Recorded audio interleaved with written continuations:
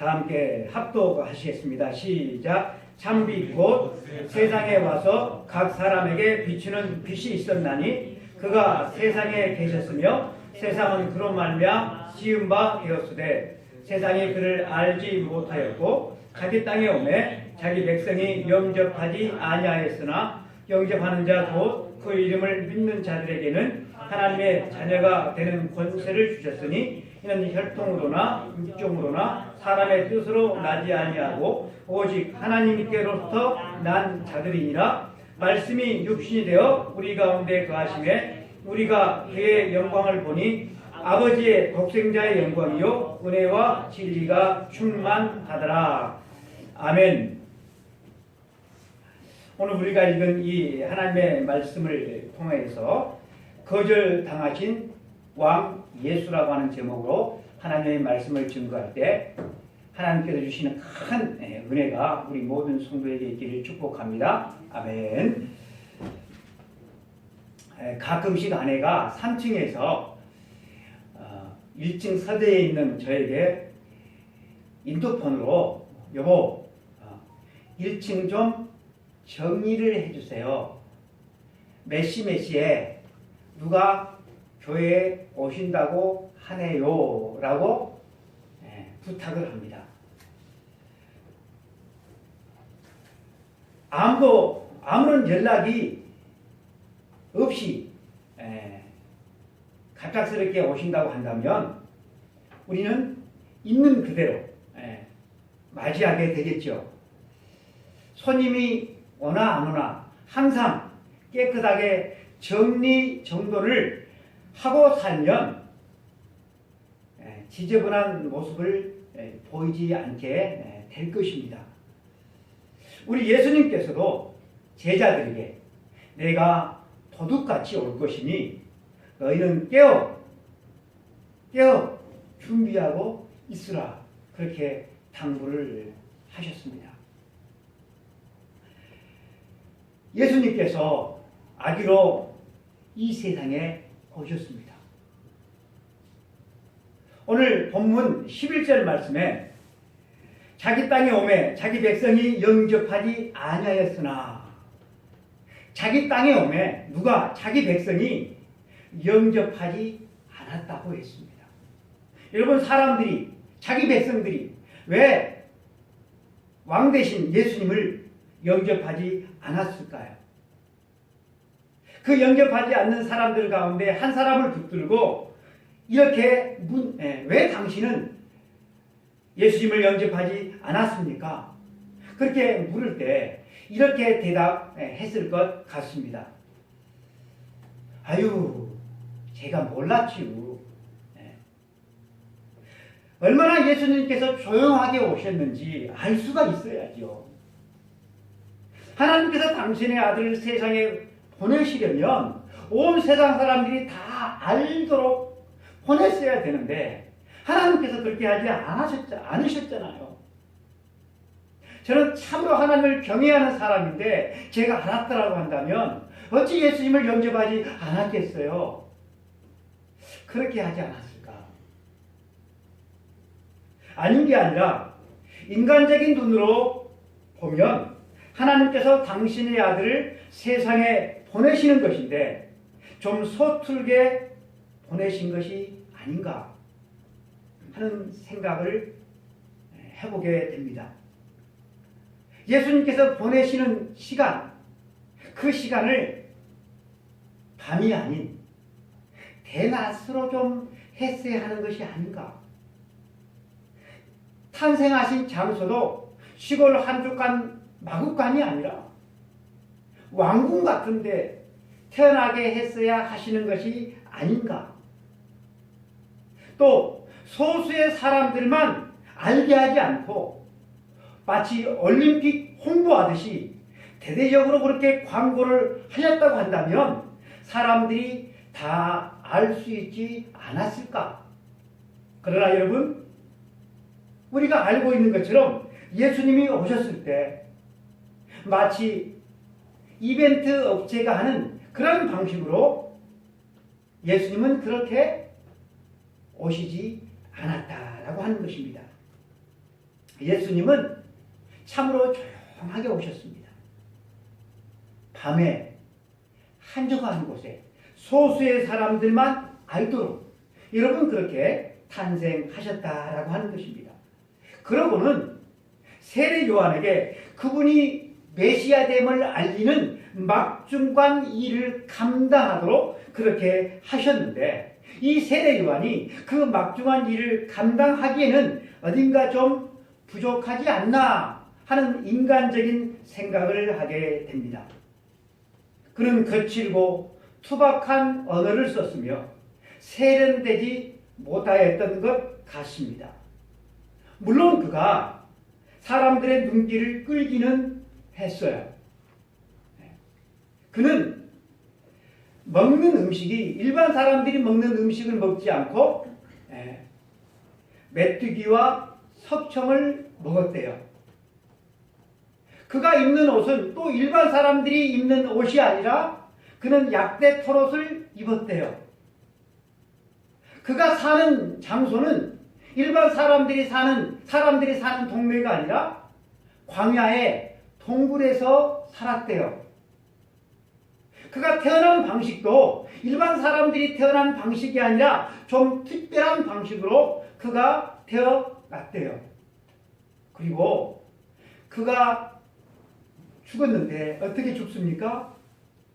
감옥에 있다가 헤롯 왕에 의해서 목이 잘려서 처형을 당해 여러분 죽었다는 사실입니다.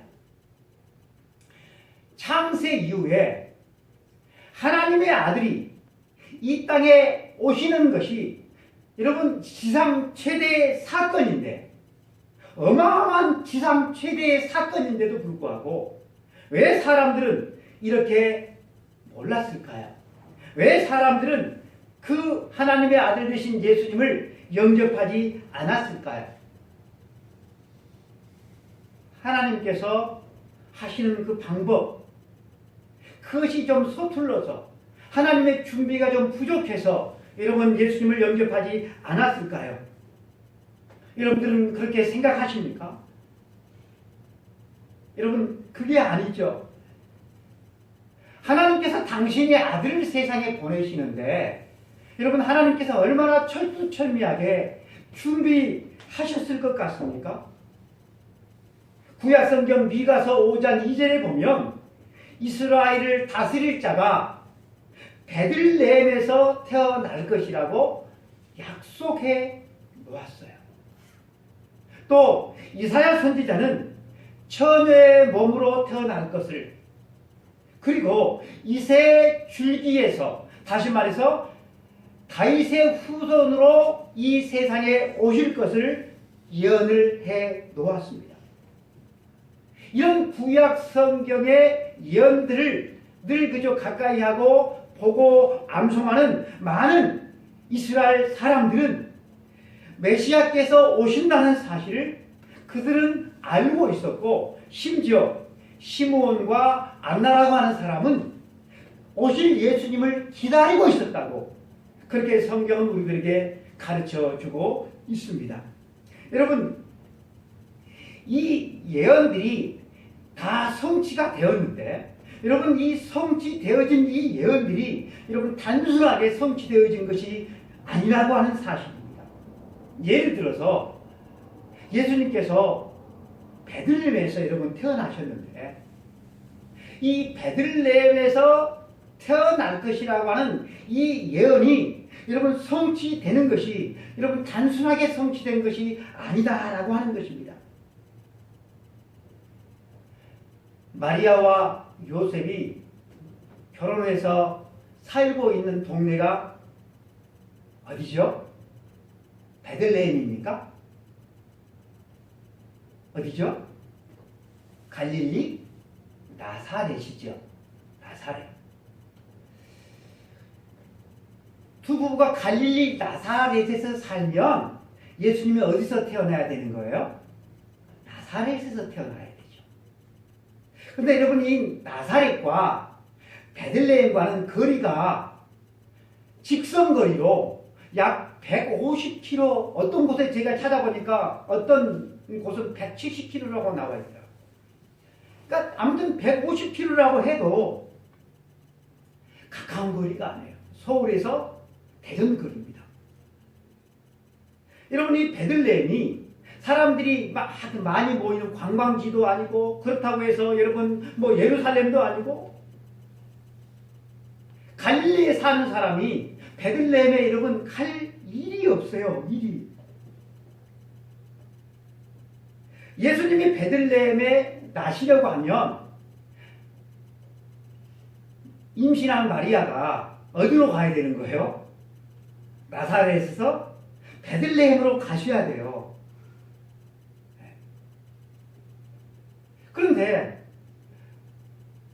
베들레헴에 갈 일이 없어요. 더군다나 만삭이 된 여인이 그 먼 거리를 여러분 아무리 생각해봐도 갈 일이 없는 거예요.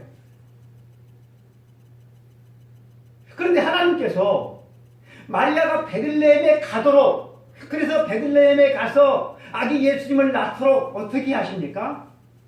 로마의 황제 가이사 아구스도까지 동원해서 호정력, 인구 조사를 하게 하셔요.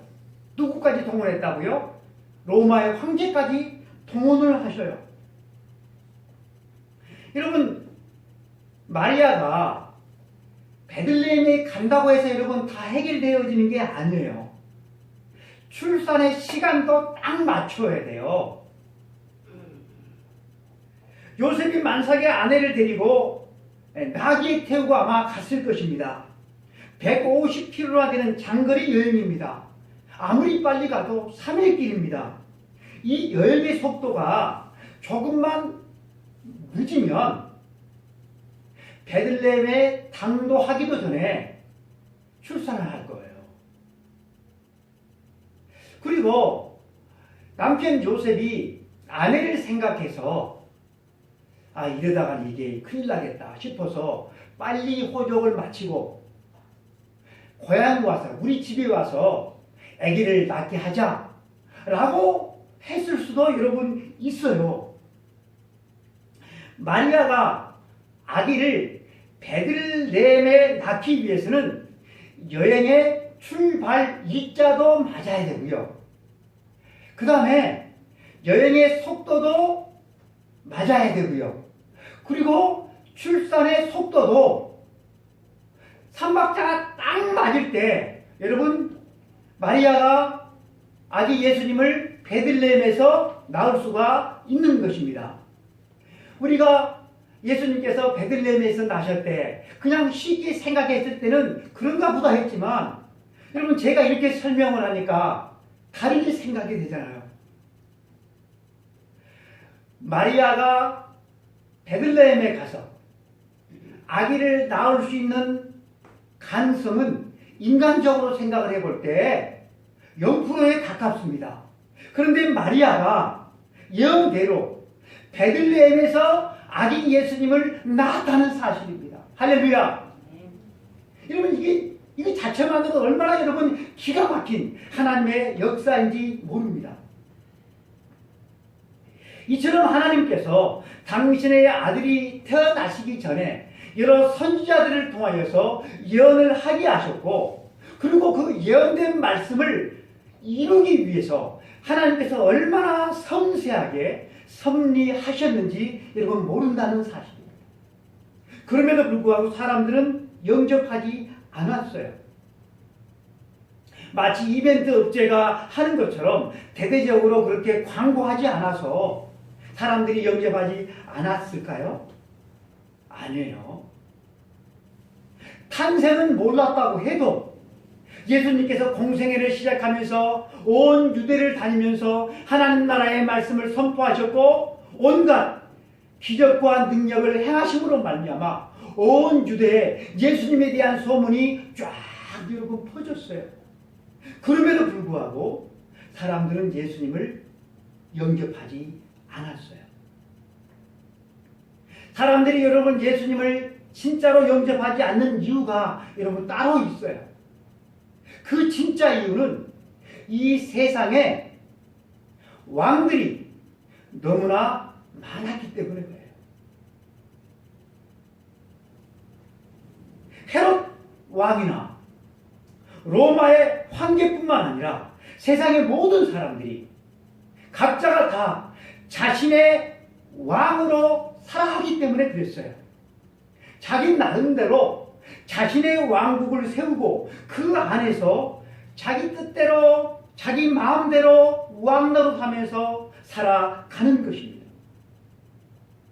헤롯 왕은 유대의 분봉 왕이었지만 그 외 사람들도 자기는 왕이 아니면서 자기가 왕처럼 자기의 왕국을 만들어서 왕 노릇하며 살았기 때문에 진짜 왕이신 예수님을 여러분 영접할 마음이 전혀 없었던 것입니다.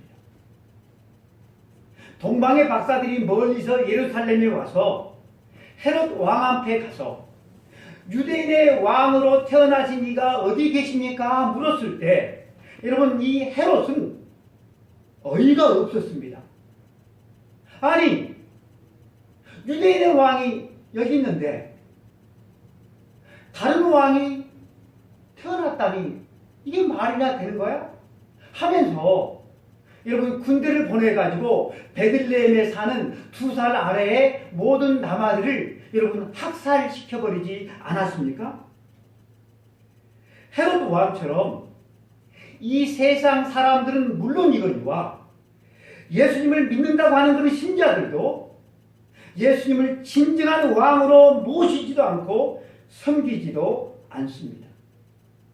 그분의 백성으로 살아가려고 그렇게 하지 않는 것입니다.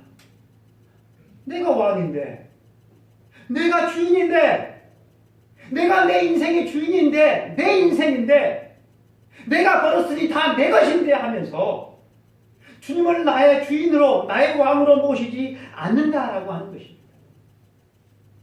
예수님을 모시는 신용은 다들 잘해요. 예수님을 왕으로 모시려면 내가 가짜 왕인 내가 내 왕의 자리에서 내려와서 예수님께 엎드려 주님 말씀하옵소서 주의 종이 순종하겠습니다 해야 되는데 그렇게 하는 사람이 많지 않습니다. 대다수의 사람들은 마치 정상회담 하듯이 예수님도 왕, 나도 왕, 왕대왕기 맞짱을 뜨는 것입니다. 여러분 이 이야기가 누구 이야기입니까? 바로 저희 이야기입니다.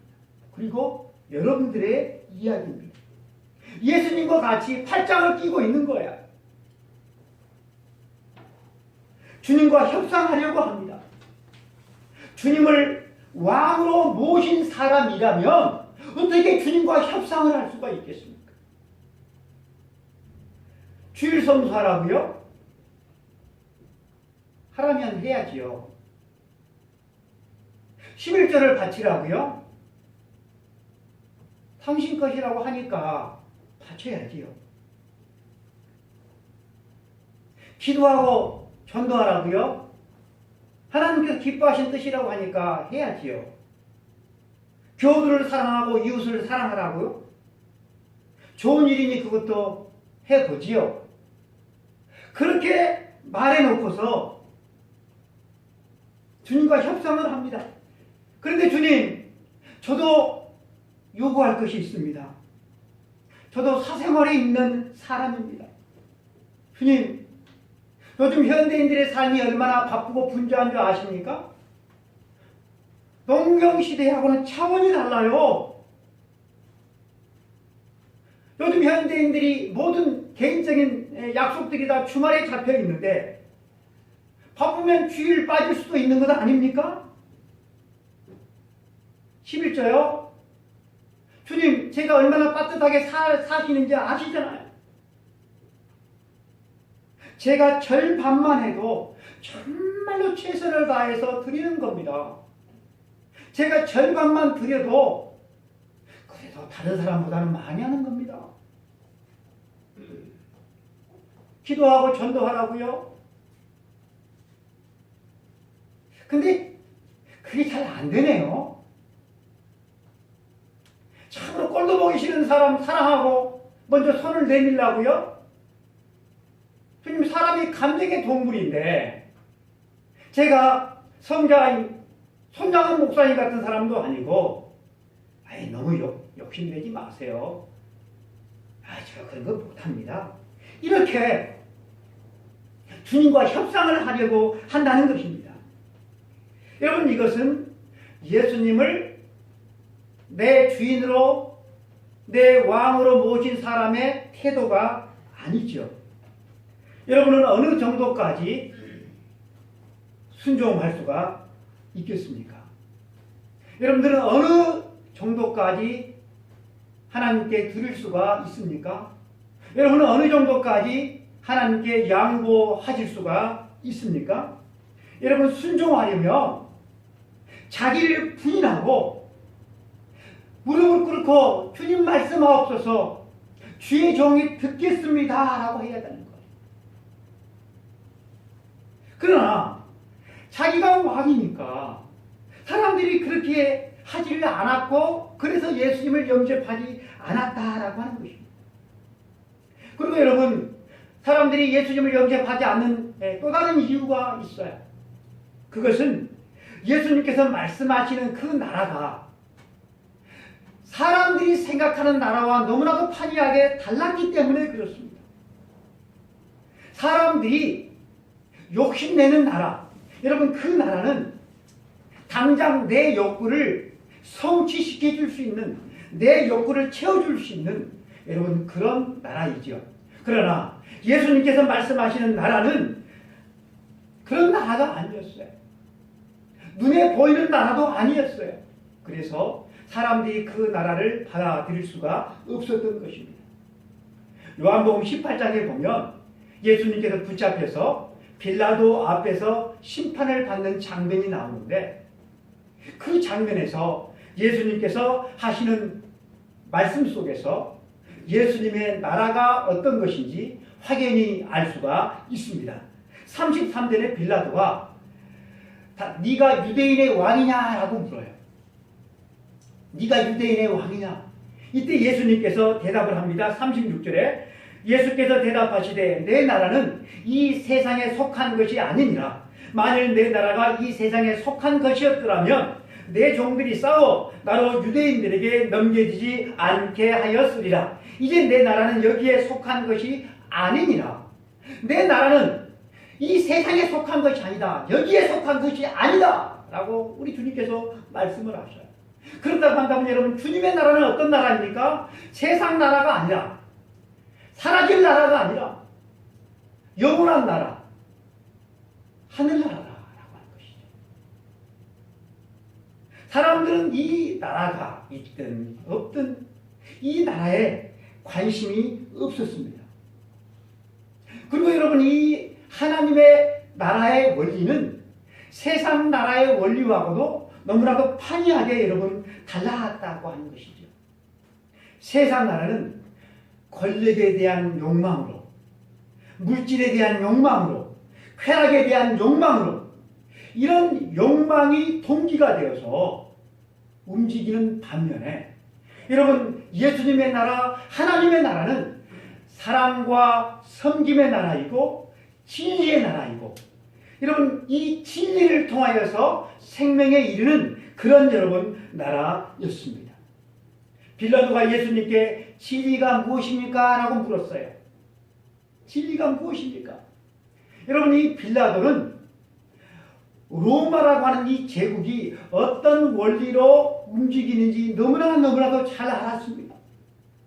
권력에 대한 욕구, 명예에 대한 욕구, 쾌락에 대한 욕구, 이런 욕망으로 움직이는 나라임을 그는 너무나도 잘 알았어요.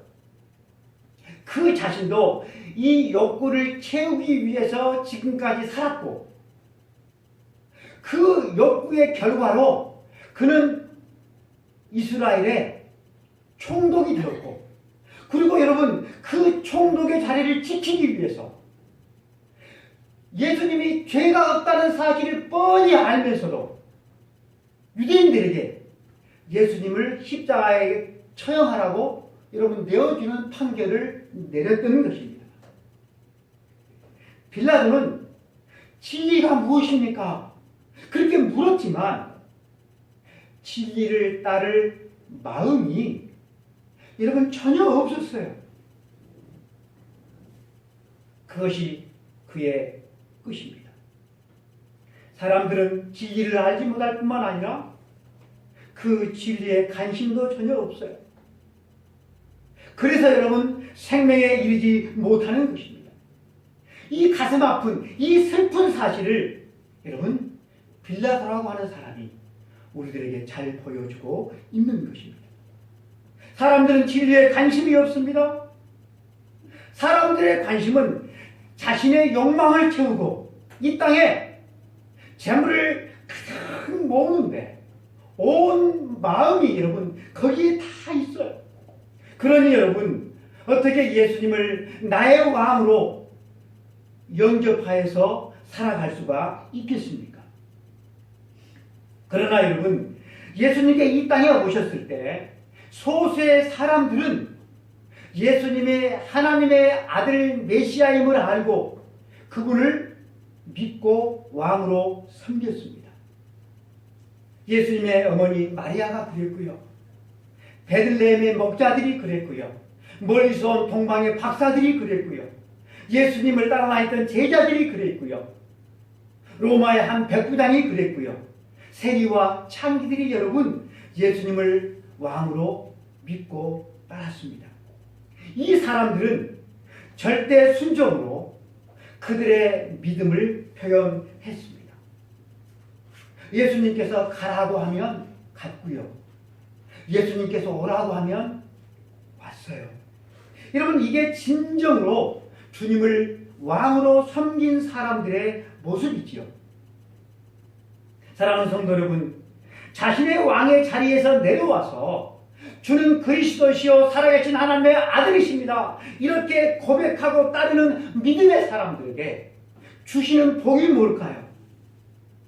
오늘 12절 말씀에 보니까 영접하는 자, 곧 그 이름을 믿는 자들에게는 하나님의 자녀가 되는 권세를 주셨으니 아멘.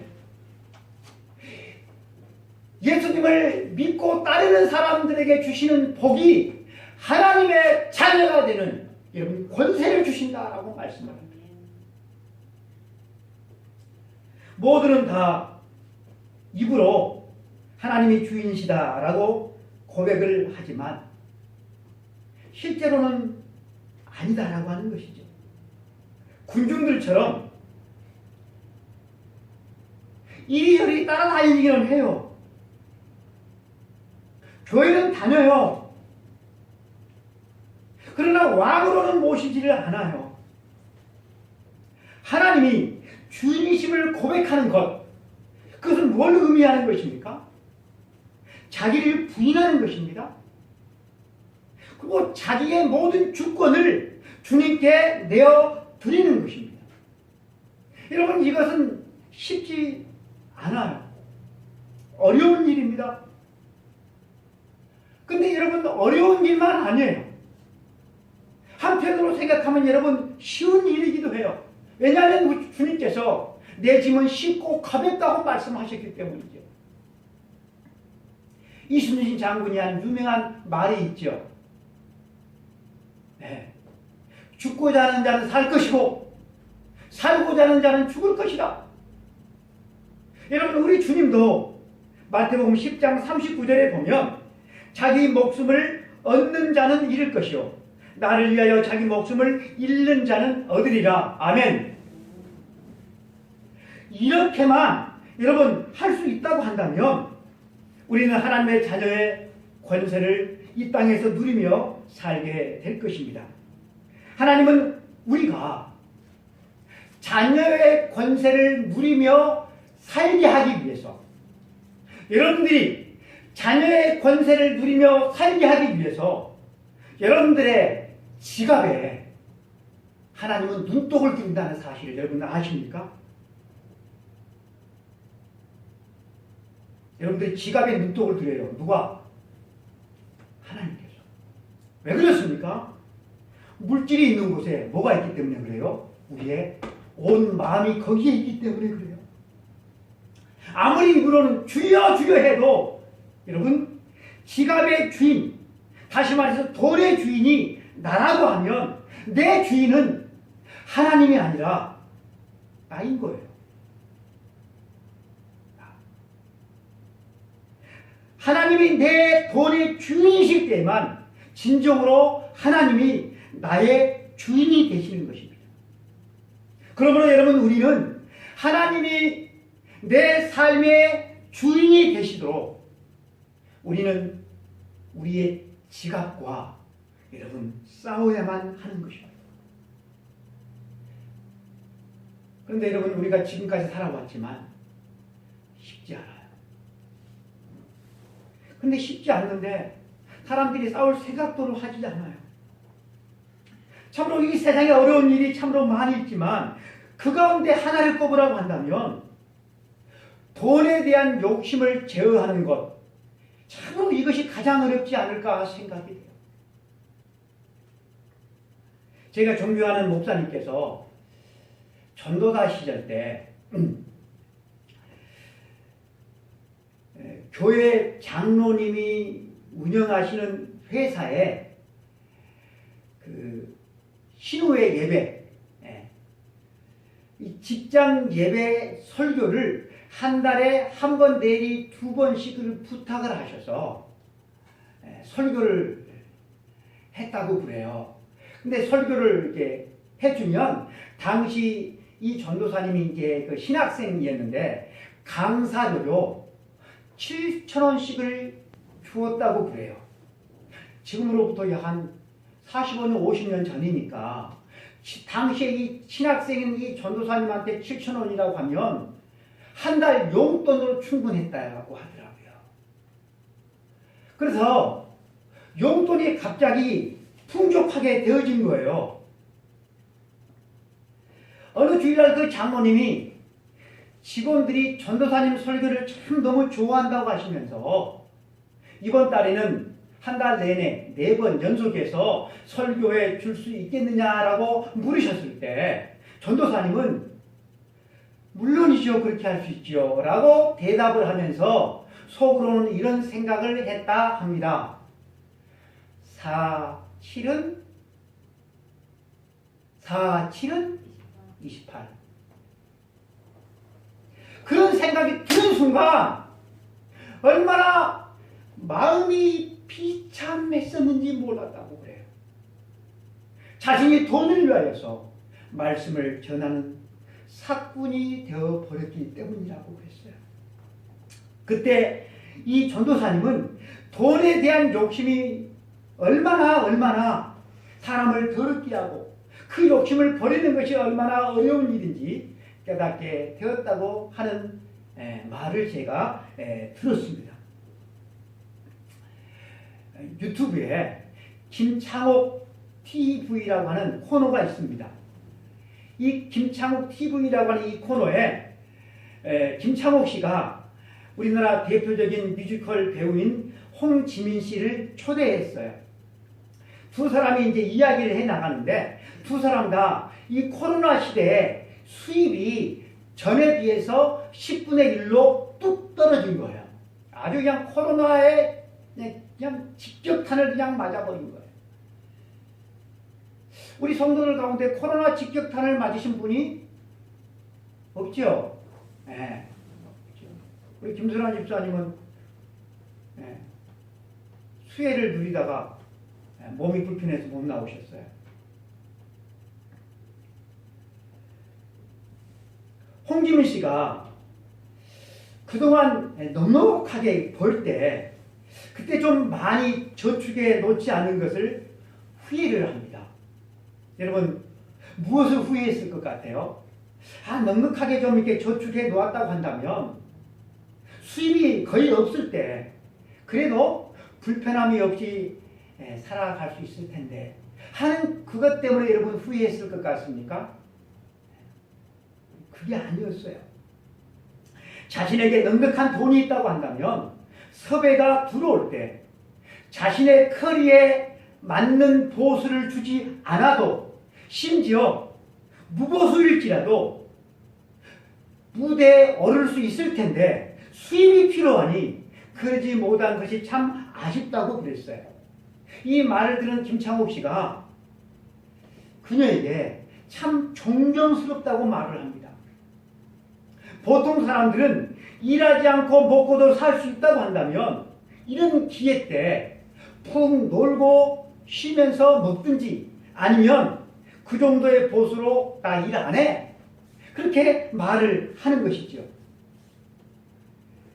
김창옥 씨는 그녀에게 뮤지컬 배우의 일을 천직으로 알고 살아가는 사람이다라고 칭찬을 했어요. 여러분 천직으로 알고 일을 하는 사람은 여러분 돈 때문에 일을 하지 않죠. 정규직인데도 여러분 알바 정신으로 일을 하는 사람이 있고요. 알바임에도 불구하고 주인 정신으로 일하는 여러분 사람이 있다는 사실을 알고 있습니까? 예수님을 믿는 사람들 가운데서도 이렇게 알바 정신으로 믿는 사람들이 있어요. 좀 힘들고 좀 마음이 마음에 안 들면 신앙생활을 포기해버리는 그러한 사람들이죠. 여러분 그 믿음이 진짜겠습니까? 짝퉁이겠죠, 짝퉁. 여러분 예수님을 믿는데 짝퉁으로 믿으면 예수님께서 그 믿음을 여러분 인정해 주시겠습니까? 예수님을 따라다녔던 수많은 군중들은 예수님의 제자도 아니었고, 그리고 그렇다고 해서 그들이 예수님을 믿는 사람도 아니었어요. 그들은 단지 짝퉁이었던 거죠. 재물이 내 삶의 주인이 되지 않도록 우리는 자신과 부단히 싸워야만 할 것입니다. 예수님은 재물과 하나님을 겸하여 섬길 수 없다 하셨습니다. 우리는 재물이 내 삶의 주인이 되지 않고 하나님이 내 삶의 주인이 되도록 여러분 훈련을 하고 또 해야 될 것입니다. 요즘 저와 제 아내는 참 음식을 절제하려고 참 많이 노력을 합니다. 저희 집에는 참 먹을 것이 많아요. 여러분들 집에 먹을 것이 없으면 제가 좀 드릴게요. 저희 집에 먹을 것은요, 일단 쌀이 있어요. 그리고 라면이 있어요. 그리고 국수도 있어요. 그리고 고구마도 있어요. 그리고 고구마 삶아가지고 말린 뺏기기도 있어요. 그리고 감도 있어요. 우리 누님이 보내주신 사과도 있어요. 그리고 냉동된 떡도 있어요. 혹시 없으면 여러분들에게 나눠드릴 수 있어요. 먹을 것이 많아서 탈이에요. 예수님께서 우리에게 먹을 것과 입을 것이 있은즉 족한 줄 알라, 그렇게 말씀을 하셨는데, 그런 면에서 저는 분에 넘치는 부자가 확실합니다. 사랑하는 성도 여러분, 저는 작은 돈이지만 참 돈을 내 마음대로 쓰지 않고 하나님의 뜻대로 써보려고 나름대로 부족하지만 발버둥질을 치고 있습니다. 저는 그것을 통하여서 조금씩 돈에서 자유함을 느끼고 있습니다. 사랑하는 성도 여러분, 혹 여러분들은 알고 계십니까? 그 사람보다 돈이 더 귀하면 그 사람은 남이라는 사실을 여러분 알고 계십니까?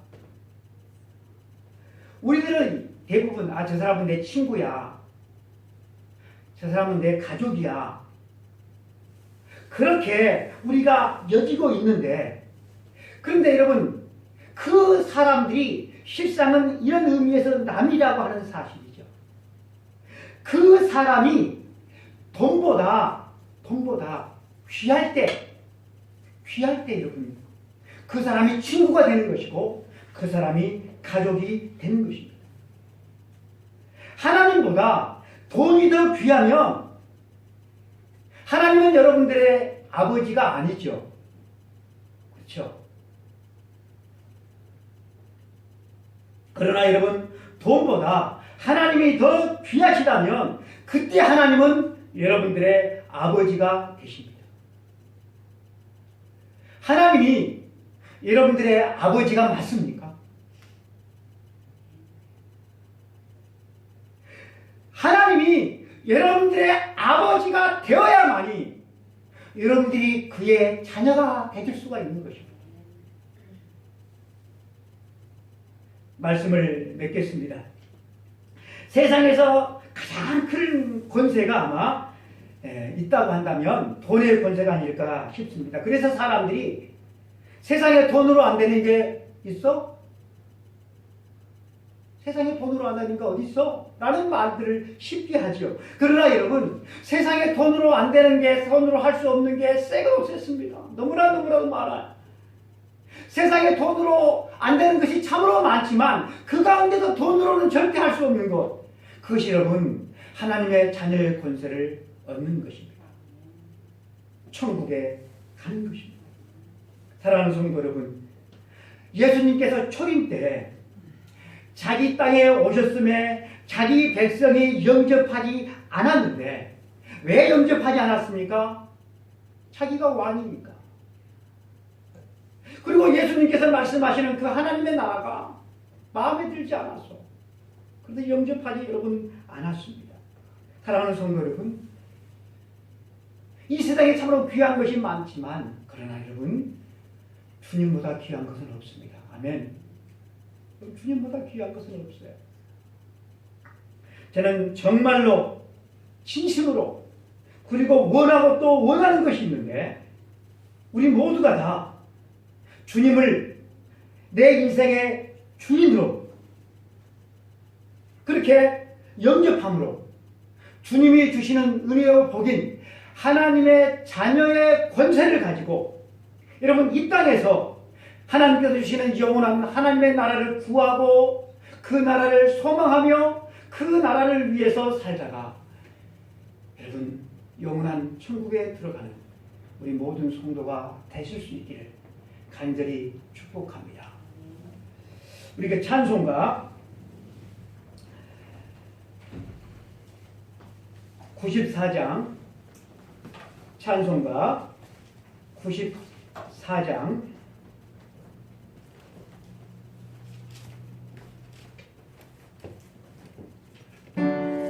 1절과 3절 하시겠습니다.